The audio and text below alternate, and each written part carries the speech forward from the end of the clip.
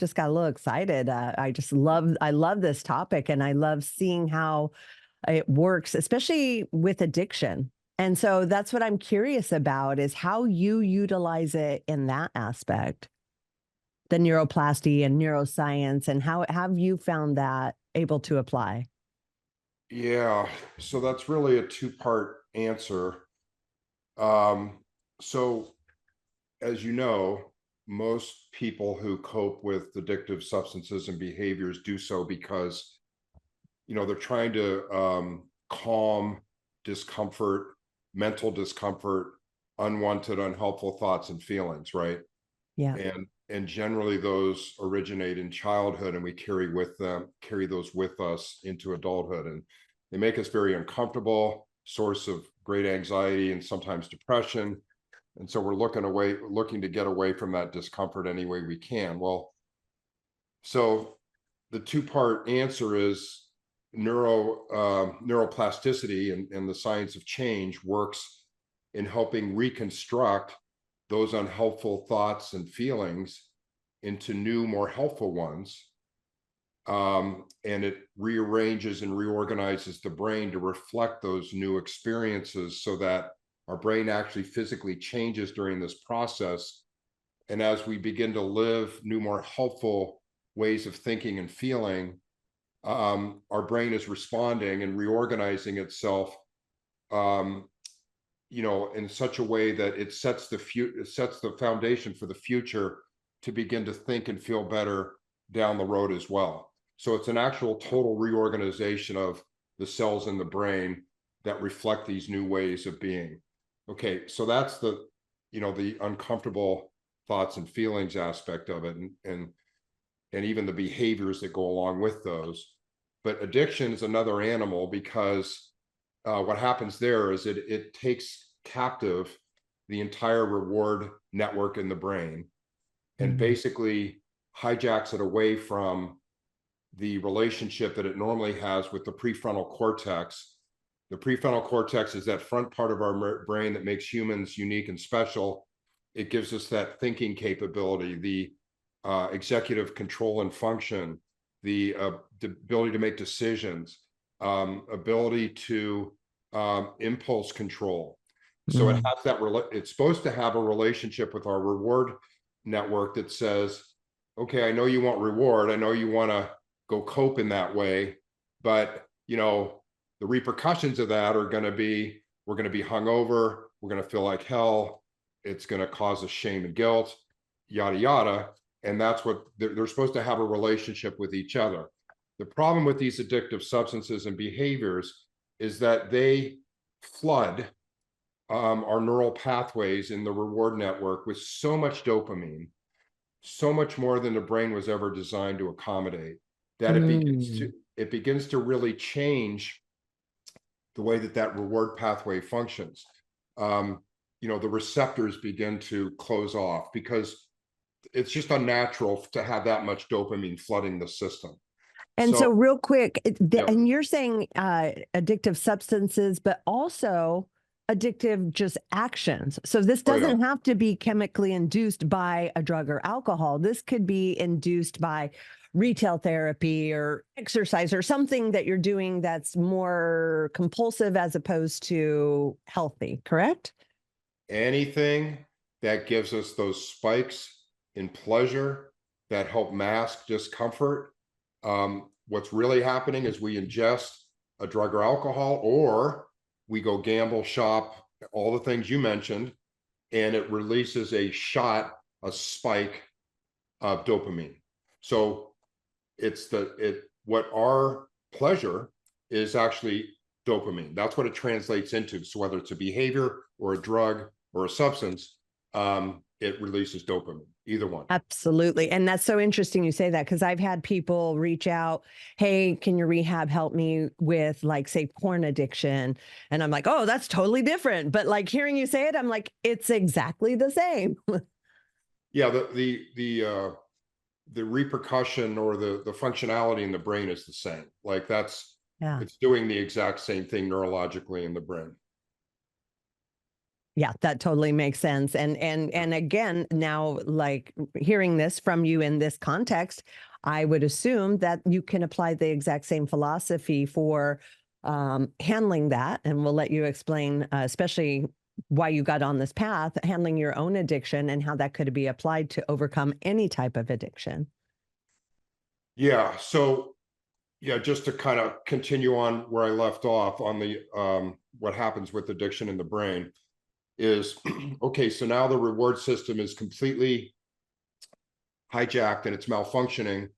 It's no longer coupled with the prefrontal cortex, and the spikes of dopamine that the reward system is now getting are up to 10 times as high as what you would get from a normal life pleasure.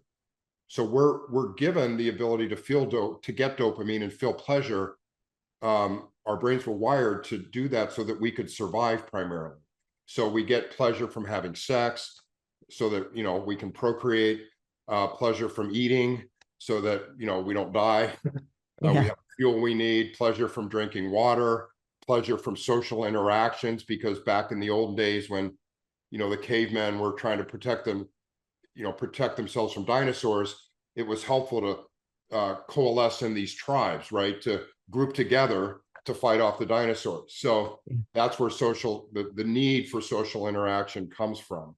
And you have a great friendship, great relationship, you get dopamine rushes. Okay. So that's the normal activities that we're supposed to feel this pleasure from. And so we really should just be spiking slightly with those types of pleasures. Well, drugs, alcohol, and these addictive behaviors spike it 10 times.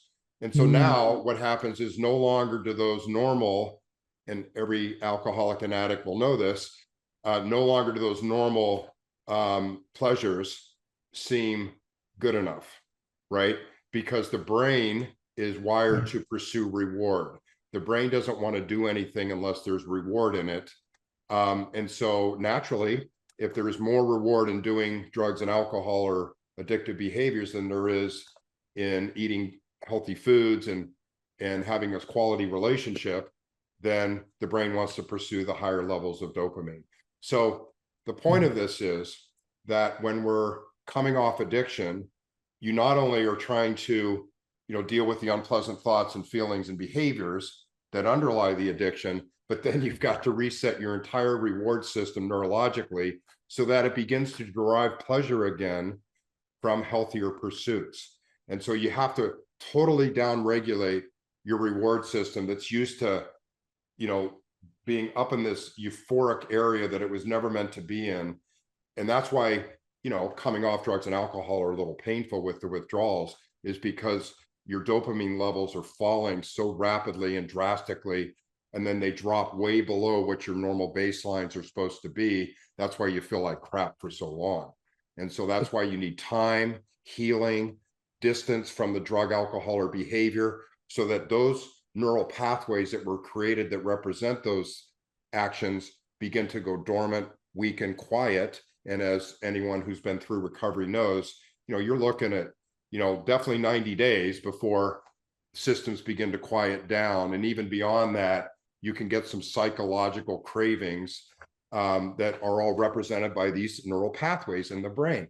So as those are quieting down, in recovery, we are now finding new, healthier pursuits to give us reward and remaking our lives. And as that's happening, new neural pathways are forming that represent those new activities. So what it is that they transition from one life, one set of behaviors that are represented by neural pathways in the brain. We're no longer doing those. Those are getting quiet, going dormant. And now we're developing new neural pathways for new, healthier pursuits. And it takes time for the brain to transition. Yeah, I love this. And it really highlights, like, I'm not tooting my own horn, but the Elevate program, because when they come in, a lot of other, especially today in recovery with big pharma, what's happening is that they're coming off of whatever substance they're on and being put on other substances. So they never really adjust to life without a substance. So their addiction continues, it's just masked in a different way. And so one of the things, well, several of the things that we do straight out of the gate is we remove them from all medications. We put in mindfulness, exercise, and we take away all their electronics because, as you know, and we know, those are like a huge source of dopamine nonstop. And so we're trying to rebuild and retrain their neural pathways so that they're not seeking these things to sort of alleviate themselves. And this is almost like a baby where you're trying to teach them to self-soothe without the necessity of all these other things to get there. But it is a long process, and a lot of work and consistency has to be done to get there. And then far beyond when they leave our program, they have to be able to continue this outside of there, which is why we work very hard on their exit strategies to set them up for the best success, to continue this consistency that they've created, the 67 days, this 80 days, because as you know, it takes a long time to change habits and get those levels down and normal and whatever new normal looks like for them. Yeah, very good point. And you mentioned the word habit and repetition a few times. And so building these neural pathways in your brain require repetition. It's very similar to learning a new language, learning a new instrument, going to the gym, working out. You know, you just don't get big biceps overnight, right? You have to work the same activity, the same pattern, the same situation over and over and over again for it to get stronger and more ingrained. So it's helpful to think of the brain in the same way that, and that's what's happening when you learn a new instrument or a new language, by the way, and an instrument actually is a form of a language, is you notice you don't just pick it up immediately. It takes ongoing practice, repetition in different ways for it to begin to, those pathways begin to form. And so that's a key component of habit development is repetition. The brain needs it. They don't, it's also not, you know, cramming endlessly. The brain learns best by repeating things frequently and at different times. So that's why, like, if you ever studied for a test and you waited until the night before and you crammed for 8 hours versus starting 2 weeks ahead of time and learning repeatedly over and over again leading up to the test, you probably did a lot better, you know, starting earlier because you had all this repetition. So would you say, and again, this is totally different, but I am curious with sobriety and overcoming addiction, we talked about building the neural pathways. And certain philosophies like AA, NA, you have one slip up, it almost negates all that hard work you do. And now you're starting back over at day one. And I know that is really hard for a lot of people because they have years or weeks or months. And now it's almost like, nope, that counted for nothing, back to ground zero for you. And I feel like that's really, not that I want to give people excuses to relapse and it's okay, you just get back on the wagon, because as we know with addiction, once you get that little taste, you're going to start chasing that again, most likely. However, it doesn't necessarily negate all that work and foundation that's been built. Is that correct? Yeah, that's, I started off in AA. I love AA. It got me sober and it kept me sober for quite a while. Well, I've always been, once I got into recovery, I've been sober and clean the entire time. What I'm trying to say is my recovery has began to evolve, and recovery to me is just being the best version of yourself in every possible way. AA is a great foundation and platform to do that. What's great about it is you get to be with a community of like-minded people that it satisfies that need of social connection in a recovery setting. And so, sorry, I was going off on a tangent. I forgot your original question. No, you're perfect. I was saying, you know, their philosophy, AANA, is if you have a slip, you negate all the hard work. But if we're looking at the strictly neuroplasticity, like you were talking about, it seems like you can have a slip, even go away from it and come back, and all that work was not done, you know, not for naught. You now have a foundation where you can pick up where you left off, more or less. Sorry. So that's called a setback. Okay. And that's one of the issues I do have with AA is in my opinion, and this is just my opinion, that this whole concept of time and not slipping up is attached to ego. You often feel in the rooms that whoever has more time is somehow better at recovery than someone who doesn't. To me, what it means is they've been sober and clean longer, but recovery is being the best version of yourself. So there's a lot of people who have been sober and clean a long time, but are they the best version of themselves? And the reason we want to pursue that is because the better version we are of ourselves, the more comfortable we are with ourselves, the less discomfort we feel, the less need there is to screw it up with and cope with a mind-altering substance.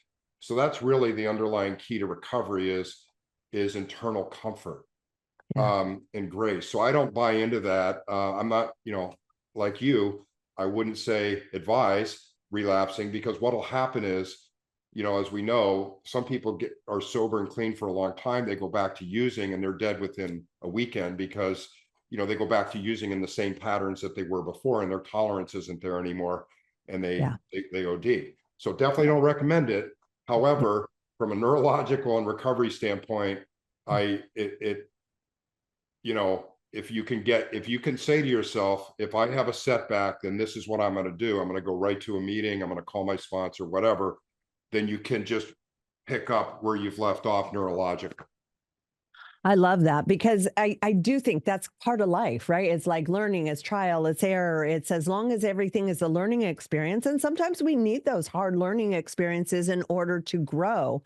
If everything's super easy and smooth, there's not a lot of growth happening there. So again, not saying I think everyone should go relapse, but I do love this philosophy that all the hard work you've put in isn't negated from one incident, and that foundation is still strong enough. You can get back on it and keep building from there. Correct. I relapsed. I went to a couple different rehabs, kind of trying to figure it out. And as we all know, that's a moment in time where you're really trying to figure it out. You've lived your life a certain way for a long time, and it hasn't worked out, but you don't know any other way, and you feel like crap. And now it's time to figure out. You hear these people come into the rehab. They're speaking to you. They're glowy. They have just these bright eyes, and they've been sober for X number of years, and they tell you how wonderful life is, and you just can't even imagine it.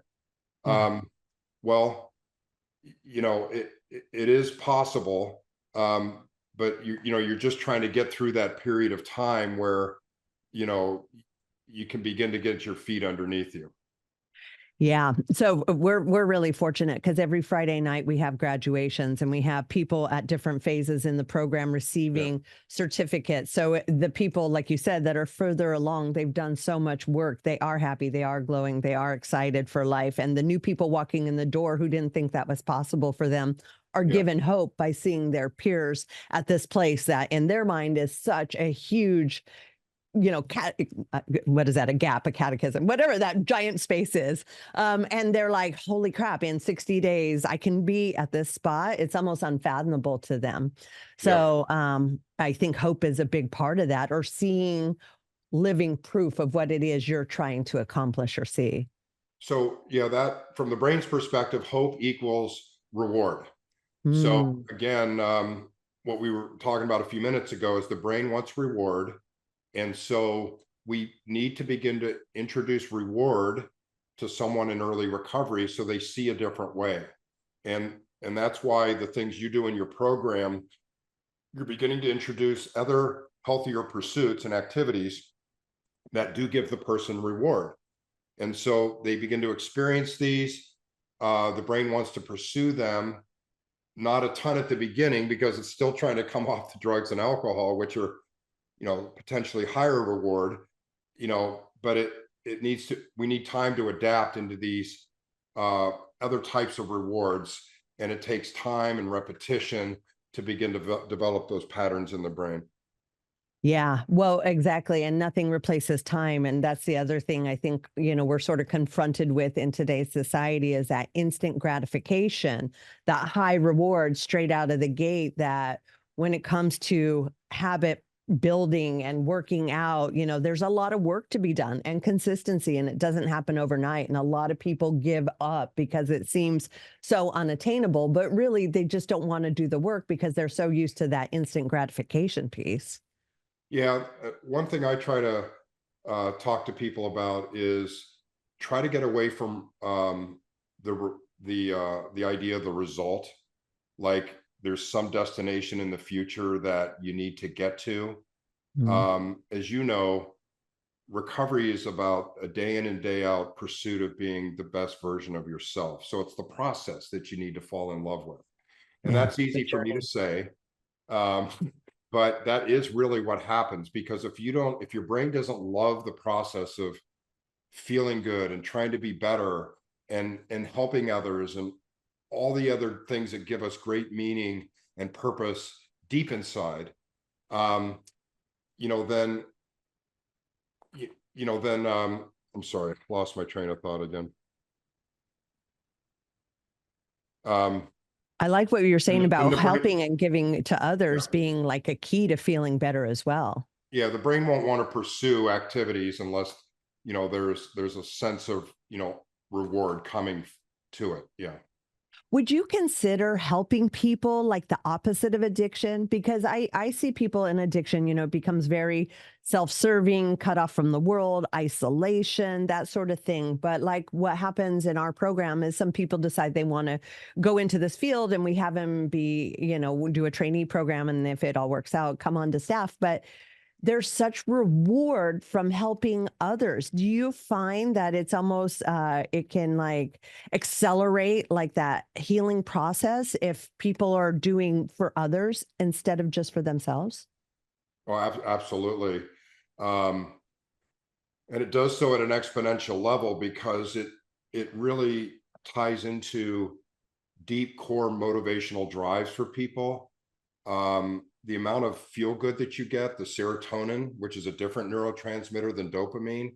It's that transmitter that makes us feel good from the inside out, the deep feeling of well-being and wellness that we derive from that social connection and actually I get personally a lot of significance in doing what I'm doing. I feel good about myself because I'm helping others. And so it actually is a big part of my recovery, because again, the better I feel about myself, the less inclined I'm going to be to want to have to medicate that with some, extraneous substance. So it's essential. That's why I think a lot of people want to be in this field once they come out of an addictive experience, is because it's just self-reinforcing. They're in it, they're immersed in it. And there's that huge component of seeing someone else, passing on your knowledge, being that influential in somebody's life that you can help them, grow into a different phase, watch them heal, be a part of that. I don't think there's anything greater than that, is the impact you can have on another human being. Agreed. I mean, I just can't imagine myself doing anything other. I could be having the hardest week or the toughest week, and I go to one graduation, and it's just, it's all reversed, and it's funny because, from my position, it's not like the clients are acknowledging me because I'm not the one working with them. And I don't care. Like I had someone recently said, I watched you get happy by watching all of your staff get acknowledged and validated at the graduations. Nobody even mentioned you and you didn't care. You were super happy. And I'm like, well, right. Because seeing them be acknowledged makes my heart warm, because I know they're doing the work, and then I know I've put them in a position to get that work. And again, it's not like super psychological, like I'm thinking about this. It's just a natural chemical reaction that you're seeing people healing and knowing you have your part in that, whether it's acknowledged or not. It's a feeling that you get in your heart. Yeah. And that's actually what I try to describe to people is, let's get out of the peak pleasure business, these spikes in dopamine, and let's get into the feel good, well-being, serotonin business. So even though you do get dopamine, like let's say, with your center and the feel good chemicals that you get from having that, be in existence and watching people heal and you creating that environment for that to happen, those feel-good chemicals are, yes, some dopamine, a lot of serotonin, endorphins, and when you feel good, that's those chemicals working. And so that's what we want to transition to, is activities like that can make us feel that way. And anybody that's done the transition like yourself knows the difference between a spike in dopamine from an addictive substance and that warmth, that deep from within inside, long lasting warmth. It's a different type of feel good, but that's what we want to transition to. We are going to replace these, short-lived artificial spikes in dopamine and these deep crashes, these ups and downs that are just tormenting, with this glow that kind of just stays with us all day long. We're in love with the process. It's one day at a time. We're not worried about tomorrow. And it isn't even a cliche, because if you live your life this way, you're just enjoying the process and you're not worried about tomorrow. And it just becomes a fact. And that's those neural pathways forming. It starts off as conscious work, and that's what they're doing in your center. But then over time, these neural pathways form in this new ways of being, and then they begin to take you that way as the foundation forms in your brain. I love that. It reminds me of, I obviously do CrossFit, been doing it for a long time, but being, a bit busy executive, work, think, this. When I got into my first CrossFit gym, it was like it cemented me into the present. You have to be so aware in that moment. Where's the clock? What's the coach saying? Are these weights? What is this? It just puts you so firmly in the present moment. And that's where I found so much relief, even though there's total chaos in there. Just being in the moment and not worrying about what's happening after work. What do I need to do? What's this? Just it firmly planted me in the present. And that's where I got so much out of it. And I'm like, oh my God, I got to put this in the program for everybody else, because not only are you moving your body, so you're already changing your physiology, you're already doing the different things, you're creating a new habit, you're giving yourself adversity you got to overcome, you're rewarding yourself by feeling good and getting through workouts and achievements, but also it really cements you in the present, which is so important for recovery, or even just people in general, just to be in the moment and not future tripping or worrying about their past. Yeah. So from a brain perspective, exercise and movement are critical. They deliver not just the feel-good chemicals, but they're delivering other chemicals through the blood and oxygen that are coming to the brain and helping it rejuvenate and regenerate itself. In order for us to change and get through this process of transition from addiction into recovery, the brain has to be operating at peak functionality. And so that's why we integrate activities like exercise and movement to help prime the brain and condition it to be able to want to go through this change. And so, in your case, we're given a certain amount of energy every day, right? And we have to eat food in order to create that energy. But as the day goes on, we tax that energy and we get more spent. And so the brain is always looking for ways to conserve and so on. So when you are introducing those moments of rejuvenation in the present, where you're not taxing, the thing that really taxes your brain is the front part of the brain, the thinking part of the brain. So when you give it time off and to go exercise, you're giving that front part of your brain a rest and allowing it to rejuvenate while you're in the present and delivering all these other good nutrients and oxygen and the rest to the brain, so it can go back to then the rest of the day and what else you're going to ask it to do. I love that. Another thing that I've been doing the last couple of years, and I'm getting ready to introduce it and put it into my program because I believe in it so much, and I feel like it does a lot of what you're talking about, is breath work. It's the different breathing. It's finding the breath. It works great with meditation. And so a lot of the breath work I do is like meditation. But for me, I really have leaned into like either the long breath holds or the challenging breath, because again, I feel like it takes me out of the thinking phase and into just the being phase, which is that's where the bliss is. What you're describing is two different states of the nervous system. There's the sympathetic state and the parasympathetic state. So the sympathetic state is the busy state, the task-oriented state. It can even morph into the stress state, but it's taxing, right? We're on demand. The brain's working. Then there's the parasympathetic state, which is a calm, rest, and relaxed state. And so the ability for us to self-regulate and condition these, self-regulate these states, being able to move back and forth, is one of the key components of change. The brain doesn't want to change and develop these new ways of being, these new neural pathways, when it's in a stressed, sympathetic, active state.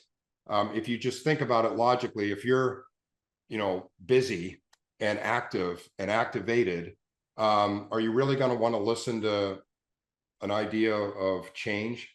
No, you want to get your task done, and that's all you're focused on. That's where your attention is. When it'll like overwhelm you. You're like, I can't, I don't have the capacity for it. Yeah. And that's because your analytical mind is firing.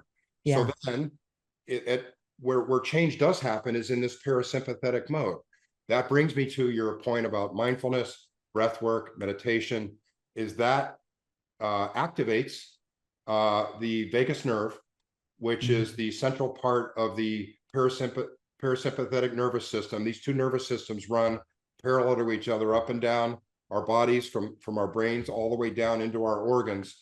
And you can just think about your two different states. When you're rest and relaxed, your parasympathetic state is activated. When you're fired up, you're sympathetic. And you know that you have gone back and forth between these states, but could you imagine being able to do it yourself on command and move yourself back and forth between these states? Because really, we would love to just be able to activate the sympathetic state when we need to do something, requires a lot of energy, and then immediately go back into the parasympathetic state where we're rest and relaxed, conserving energy. And we can do that by breathing. Breathing activates the vagus nerve, which activates the parasympathetic nervous system state. And so you're right. That's why when you just sit there, eyes closed, shutting off the analytical mind, deep breathing, whatever your methodology is, you will, like, I get goosebumps when I do that. Goosebumps are a body affect that symbolizes and tells us that we are now relaxed. We are now moving into the parasympathetic state. Being able to manipulate your nervous system states is a key part of recovery. And, as we know, when we're highly addicted, we are freaking in sympathetic state, highly activated, unpleasantly, highly aroused, feeling great degrees of unpleasantness.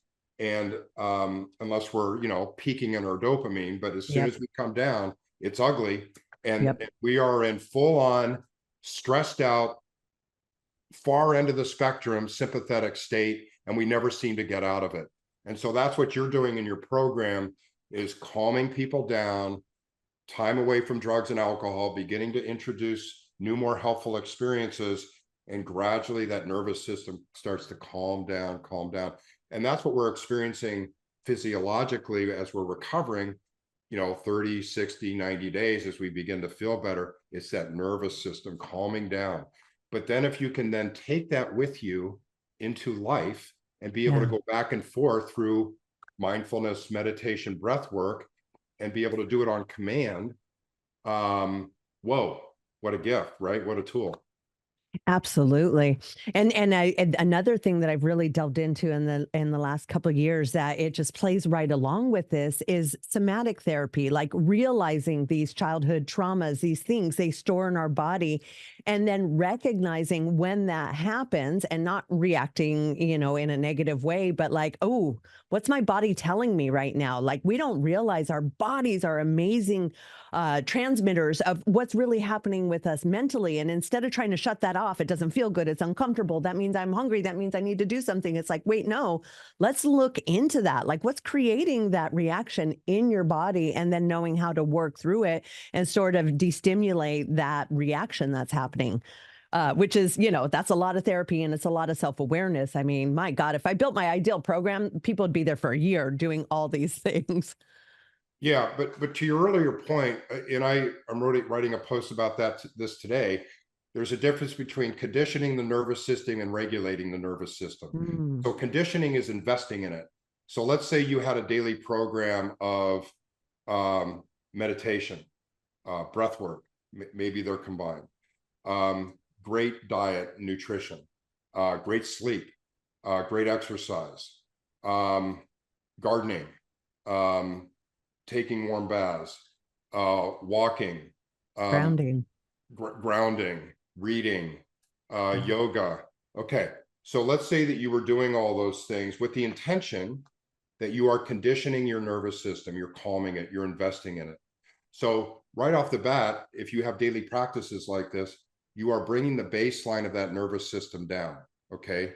You are operating at a lower level of activation, okay? So then when these activating circumstances arise, trauma-related, previous experience related, you're already operating from a lower baseline.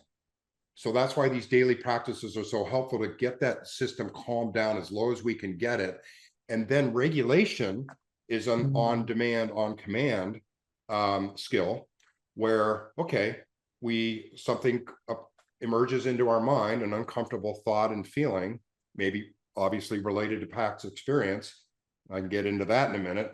But then there's that, first of all, we're not reacting as much because our system's already calmer. We have a lower baseline. But then we practice those skills. Okay, I'm feeling activation beginning to rise. Here's why, here's where it's coming from. But just the ability to have even that dialogue with yourself. Yeah. I mean, I'm sorry. Yeah. That's a high level of self-awareness sometimes. I was the king of reactivity. I reacted first and thought later, and the damage was already done. And so that was my life. And so it's kind of a two-way, two-lens view of things. One is investing in conditioning your nervous system to get as low as possible, and then developing the on-demand skills to regulate when those moments come up. Yeah, we do a process in the program called triggers, and we will purposely like print, we know what they let us know, like, oh, liquor stores when I see them, or this person or this place, we'll find their triggers, and we'll actually have them sort of confront these triggers so that, when they leave the program and they first see it, they're not hit by something they're not expecting or know how to handle. So we're almost teaching them in advance how to handle this, because it most likely will happen, especially if you're going back to the same town and expecting different results. So how can we prepare you for what is going to happen, and sort of, like you said, take the triggering out of it so that when it happens, they recognize it, but they're not reacting to it.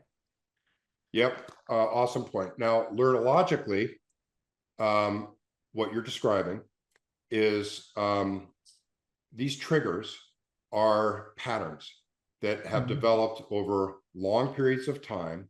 And so, like going to the gym and working out the same muscle group over and over again, we have developed these patterns through repetition. And they're especially strong because they've got these high levels of dopamine and emotion attached to them. So anytime you attach high levels of emotion to an activity or a behavior, it's even amplified even more. Okay, so these neural pathways are in the brain, and we're trying to get them to go dormant and weaken. And so what you're talking about is you're introducing a new experience when this quote unquote cue or trigger arises. Like for me, it was Rite Aid down the street where I was getting my vodka at the end. I had to reconstruct that experience in a different way. So then I would, and that's what you're doing, is you're helping people create a different experience around that. And it's something that might look like, okay, I understand why I'm feeling this way about Rite Aid. Here's why it was happening, because I went there so often, and it was around this context and why it was happening. And I know all that now, but here's what I want my life to be now. And so this is how I'm going to look at Rite Aid every time I see it. I'm going to look at it as a past experience, something that, you know, happened for a reason. Here's why, you know, I became addicted. Here's all the underlying stuff I'm dealing with now, and here's who I want to be in the future. And so we actually reconstruct our views of these experiences and create new experiences in the present that will then form new neural pathways. And so if we can live these new experiences over and over again, and it doesn't have to be in practice, like we don't have to physically go out and do them, we can visualize it. The brain doesn't know the difference. So the brain thinks that visualizing something is the same as actually doing it. So that's why this practice in reimagining experiences that were difficult in the past, reimagining them in a different way, and then creating a lot of repetition around that forms these new neural pathways that we will begin to transition into over time. I love that you brought that up, because that was actually going to be what I brought up last to you. And it's so funny because I had a girl come into the gym last night and she said, I was talking with my counselor and I really didn't want to come into CrossFit, but he had me visualize that I was going to have a great time and I was going to get this out of it. So I don't want to be here, but I've visualized that it's going to be good. I said, okay, awesome. Let's do it. Checked in with her afterwards. She's like, actually, it was really good. So I love what you say. And this is like fascinating to me because, you know, we have the clients watch The Secret. I'm big on visualization, but I love the science behind it, which is exactly what you're talking about, which is if you visualize it full color, full sensory, as if you already have it, how will it look? How will it feel? Who's going to be there? Like, and, you know, that's like, say, a job or something big, but you could do it with anything. Like you said, you train your brain into already thinking this way. And I follow a lot of very rich people, famous people, but they utilize this technique of visualization and tricking their brains into thinking they already have what it is that they want to have. Yep. And, you know, a key component then is, again, repetition. So doing this visualization over and over again, but also the reward component. So you mentioned an important part of the experience, which is feeling it. So, you know, addiction became very important to us because of the emotional connectivity that went along with it. Well, these new ways of life, we have to enrich them with these deep feelings. Like, how good is this going to be? Like, how great is it going to be when when I can start looking in the mirror and be proud of myself?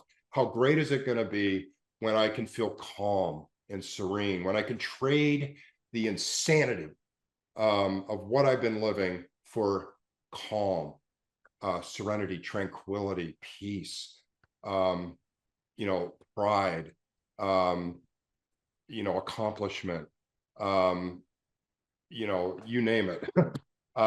And so attaching, you know, and those are a lot of those are deep-seated values. So bringing those up from within, feeling what that's going to feel like, really enriches the experience and causes those neural pathways that represent those things to become even stronger.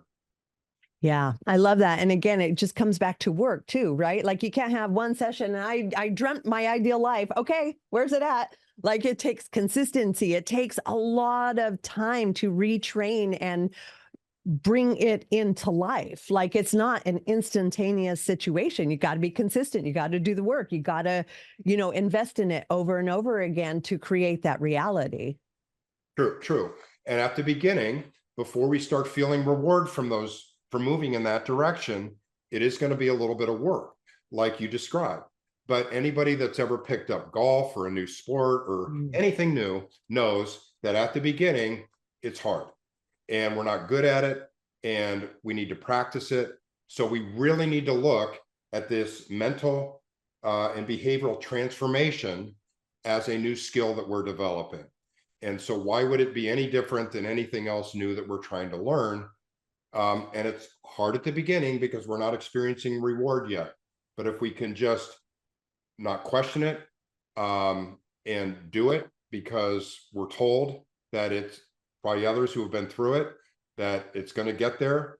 And then little by little, day by day, week by week, we start to see little signs of reward that say I'm on the right track, and we have to live in those. We have to celebrate those small victories. That's why AA gives chips away for these increments of time is because we want to feel reward that we're accomplishing something. It keeps us coming back for more. Because if it doesn't start feeling reward at some point, the brain's going to say, F this, I'm going to go find something else that's rewarding. Yeah, absolutely. And that's why we give out certificates for parts of the program. I mean, sometimes I feel a little bad. People straight out of detox. Okay, they've been here 7 days and we have them up in front of the room receiving a certificate and speaking to the crowd, which is like the #1 fear. But it's like straight out of the gate. That's how that's what our culture is. But you can also see for some people, like, this means more to me than my high school diploma, or, when they get their certificate at the end of the program, like, this is the hardest thing I've ever worked for. And you can just see, like, when they get that gratitude, when everybody's acknowledging them, when they know they did the work and they're being rewarded, there's nothing like that. It's really such a cool experience to witness. And again, that's why I love what I do, because I get to see them feel that by getting acknowledged for the hard work that they're doing. Addiction was the hardest battle I ever fought. I've been like everyone. I've been through some tough experiences. Other than that, I've built 5 different businesses as an entrepreneur. Wow. Nothing compares to the battle that I had with addiction. So these are, being able to recover is an enormous experience, and it's not just coming off the drugs and alcohol and abstaining. That's great, but it's the price of entry. It's the price of admission into a better life. And it's that better life that needs to be rewarding in order for us to want to keep pursuing it. So that's just, that's the not doing drugs and alcohol is zero tolerance, price of admission, the GA ticket. And then from there, we really go pursue the reward. I love that. So tell me, I already know the answer, but I'd love to talk about this. Gratitude play in the visualization process, in the oxytocin, in all the things. How does gratitude work with this? Yeah, so it's the reward, right? It's feeling good about things that we have, just the way that they are, without needing more. Yeah. And so when we're truly grateful from our heart, not a mental exercise, this is a heartfelt exercise, we feel, hopefully we feel goosebumps. We feel a warming sensation within us. We feel these chemicals that are being released. And so that helps, that's why doing it at night or in the morning is so beneficial, because it helps condition us, helps create that setting within us that we can then take with us through the rest of the day. It helps calms our nervous system. It says, we're grateful for what we have. We don't need more. This is enough. And so this endless wanting more of something that we don't have, it's fine to have goals and put yourself on a path to reach them, but then let's come right back and get on the path today and focus on the process, be in love with the process, be in love with what we're doing to, make ourselves better. Yeah, I feel like it's almost like the anti-victimhood, right? Because, like, instead of like, why is all this stuff happening to me? You're reframing and retraining your brain to go, okay, that sucked, but let's look at the silver lining, or what did I get out of this? Or what could I get out of this? Or I'm grateful this happened to me because 10 years ago, this is where I was. Like, if you can retrain your brain, and that's where I love this neuroplasty to come in, where you start to relook at things in a different way. That's not like you're the effect of everything happening around you. You are powerful. You are causative, even the bad shit. What can I get out of this? And thank you for that experience. Yeah. So let's just look at that and dissect that very, very thing. At the time you're going through addiction and you're stepping into rehab, you're miserable. It's the worst thing ever. That's all you can think about. How the F did I get here? That's what I said. Now here I am 12 years later, and addiction's the best thing that ever happened to me. Yeah. So that is a reframing of an experience, of a past experience, into positive. And it's not forced. It's because of everything else that's come along with it. It's the person that I am now that I wasn't before. It's everything I represent that I didn't represent before. It's, feeling proud of myself, being able to look in the mirror. It's just being grateful for every little thing I have. So that is a new neural pathway that's been developed in my brain and everyone else's brain that's been through recovery, that they have now reframed a previous experience into a new way of looking at it. And that old way of looking at it has now, old neural pathway has now gone dormant and quiet. And this new neural pathway has now been developed that says, I'm proud of having gone through the experience.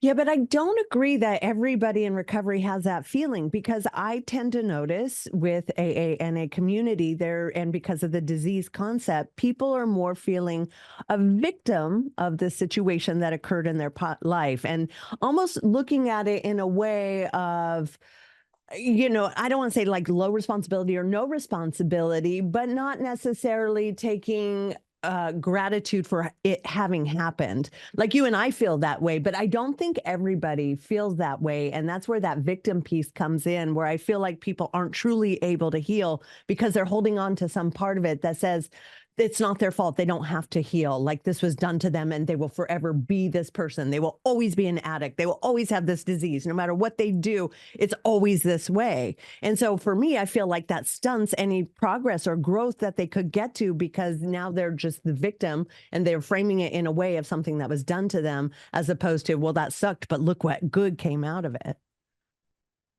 To me, my opinion, that's somebody that's stopped drinking and using, but hasn't recovered. And so recovery is the never-ending daily pursuit of becoming the best version of yourself. And so if you have not rebuilt your life in a way that's rewarding, that gives you the fulfillment that you're looking for, then you haven't changed. You've changed not using the substances, but you haven't changed the underlying issues and discomforts you have that caused you to use in the first place, and you're still uncomfortable. That's my opinion. And so that's where then, first step, stop using and drinking. Second step, work on transitioning into a different way of being through transformational change, which is, this process of rewiring your brain through new, more rewarding experiences that will make you feel grateful. So it's, how far along the process have you gone, and how engaged in recovery are you? I'm sure you could speak to that. If you didn't fill your life with all this meaning, would you be as grateful and have the feeling of well-being and goodness that you feel? Oh, I don't think so. I mean, I'll have people talk to me like, oh my gosh, I'm so sorry you went through that. And I'm like, what do you mean? I am so glad I went through that, because I wouldn't be here today if I didn't go through that. So don't, feel bad over my experiences. First of all, I created them. I wanted to learn from it, but also it was the best thing that could have ever happened to me. Becoming a drug addict at 11 years old was the best thing that happened for me, because at 21, 22, whenever I came to rehab, it's been a whole new world. And because of those experiences, I've been able to be where I am today and what I've been able to do. But again, that's hindsight. So, I think people very early in recovery, they don't have the benefit of hindsight. Like they haven't seen how that benefited them yet. They're just sort of dealing with the wreckage of what those bad behaviors had created. It does take a while to be able to get that sort of hindsight, to learn that like appreciation for those experiences. But it also takes active engagement. Like if you're not happy with where your life is, just because you've taken the drugs and alcohol away, then there needs to be more change so that you can find happiness. And so that's where, coaching can be very helpful, helping people get unstuck and move and out of the positions that they're in into a forward-looking path to begin to recreate a new life that's more meaningful to them. Yeah, I love that you bring that up, because we experience that. And I know you see it in AA and NA, is it's the terminology is like a dry drunk. And when I first went to an AA NA meeting like 30 plus years ago, that was the first thing that turned me off. Someone was up there, I've been sober this long, but they were miserable. They had nothing good to say. It was like, and I'm looking at them and I'm like having fun. I'm like, dude, I don't want that. That looks awful. Why the hell would I want to get sober? They are sober, but they are the most miserable person I've ever met. And so I agree. And I think there, again, we're talking about the neural pathways and neuroplasticity. So even just taking away the substances is fine. But especially for people who've been using for a very long time, there has to be probably a similarly long period of time of the new habit, but continuing to do the work, not just like I did a 30-day program and all of a sudden I'm fixed. Like the work has to continue. Yeah.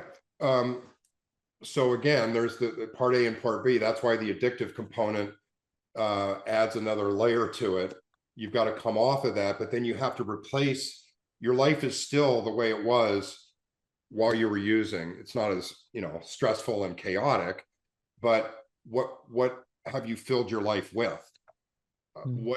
How can we build it differently so that you do perceive fulfillment, richness, and enjoyment and happiness from it? And those rewards, you're actually able to feel the rewards. Right. I mean, lack of gratitude towards something means you just, either don't have the mental perception to be able to grasp it, or you just haven't created the life you want yet to be able to feel grateful. And so that's what makes the first year of recovery difficult, is because people expect to see this pink cloud right away when they stop using and drinking. Well, let's also rebuild your life. So yeah, that's what the pink cloud is. It's the rebuilding of the life in a new way so that you begin to have this level of fulfillment that you never experienced before. Yeah. And it takes time. Like in your estimation, let's say, and maybe there's science behind this or not, someone had been using or drinking for 20 years. How long of sort of not doing that habit and doing good things, like say coming to rehab, would you say is the minimum amount of time? Is it the 90 days you said? Is it the 67 days or 66 days to change a habit? Like, what do you think can really rechange that neuroplasty to being a different person with consistency?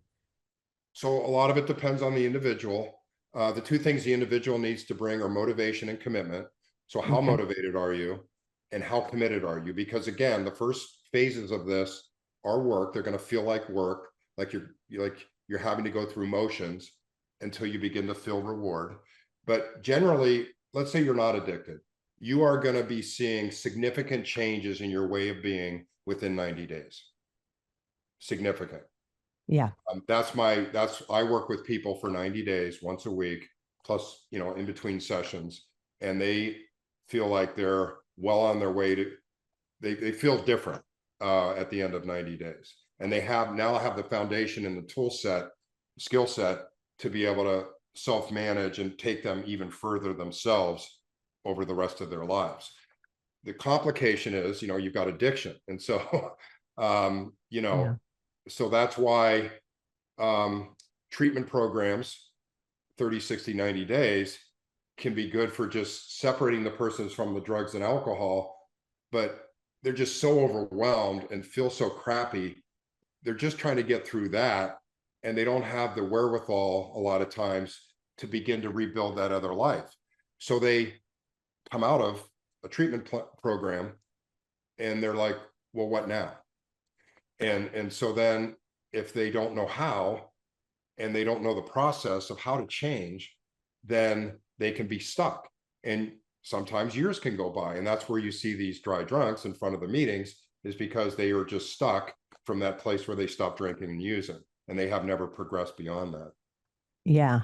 Yeah. And that's difficult to see because, they're doing the right things, but they're also not doing the work so that they can have a happy life. I mean, and this is where limiting beliefs and childhood traumas and all those things can come into play that, I feel very fortunate we live in a time where there is so many different methodologies of helping and handling and confronting these issues and then moving past them.